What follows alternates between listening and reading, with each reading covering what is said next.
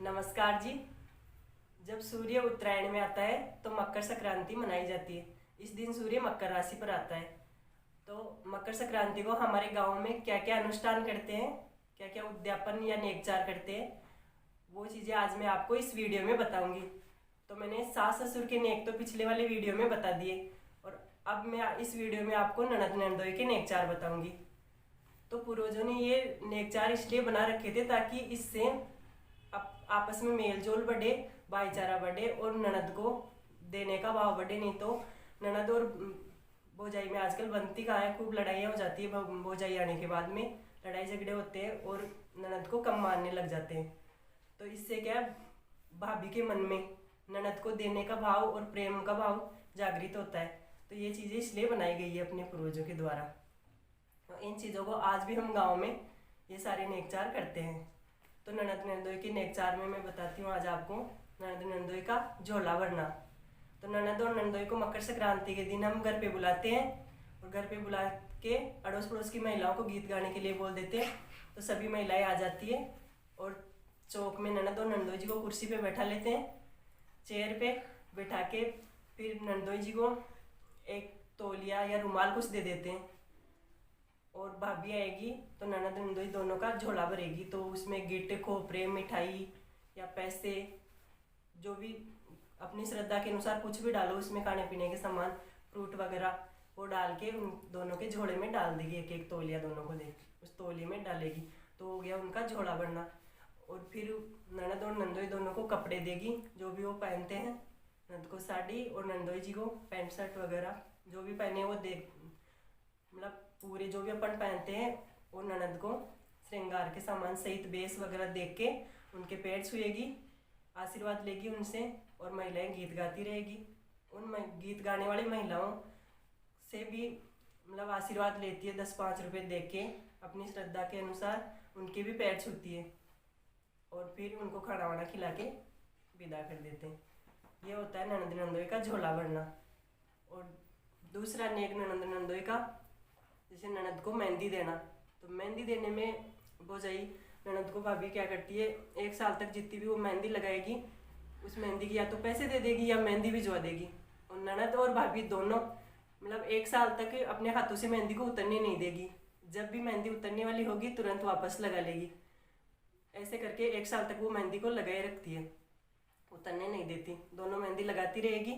और जब फिर सकरात आएगी तो सकरात के दिन अपने ननद नंदोई को घर पे बुलाएंगे, बुला के उनको बेस वगैरह जो भी वो साड़ी पैंट शर्ट वो पहनते हैं वो सारी चीज़ें उनको घर पे बुला के देगी, खाना खिलाएगी और अड़ोस पड़ोस की महिलाओं से गीत गवाएगी। और जो महिलाएं गीत गाने के लिए आती हैं उनसे भी आशीर्वाद लेगी और फिर उनको खाना खिला के जवारी टक्का जो भी होता है वो देख के फिर उनको विदा करते हैं। ये हो गया मेहंदी का नेक।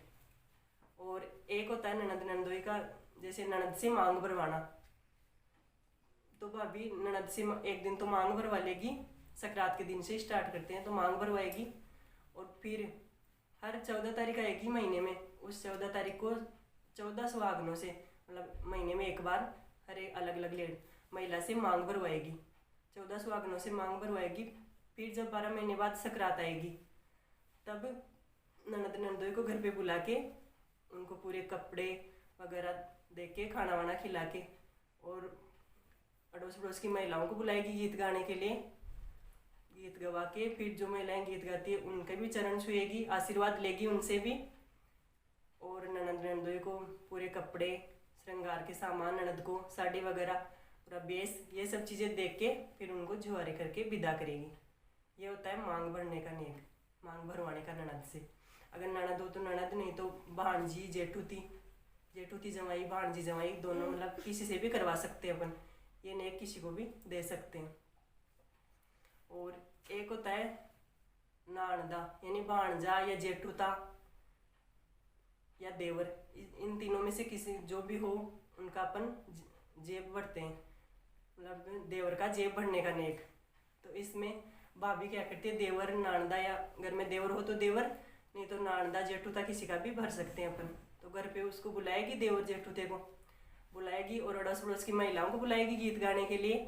तो महिलाएं गीत गाती रहेगी और वो देवर की जेब में खोपरा, मिठाई और पैसे, फल फ्रूट वगैरह डाल के उनका जेब भर देगी। और अगर देवरानी है तो मतलब अकेला छोटा देवर हो तो बिना शादी हुआ हो तो अकेले देवर को, अगर शादीशुदा का पड़ती है तो देवर और देवरानी दोनों को जोड़े से कपड़े पहनाएगी। और मतलब छोटी का वैसे कम ही नहीं होते हैं देवरानी के, पर एक दो नेक छोटी के भी होते हैं। तो एक तो ये गोजा भरने का है, और एक होता है देवर देवरानी का, देवरानी को ओठ्याना संभलाना। क्योंकि देवरानी का काम तो बर्तन वर्तन मांजने का, मतलब वो छोटी है तो उसको सबसे ये सारे काम करने पड़ते हैं, बड़ों के काम अलग होते हैं।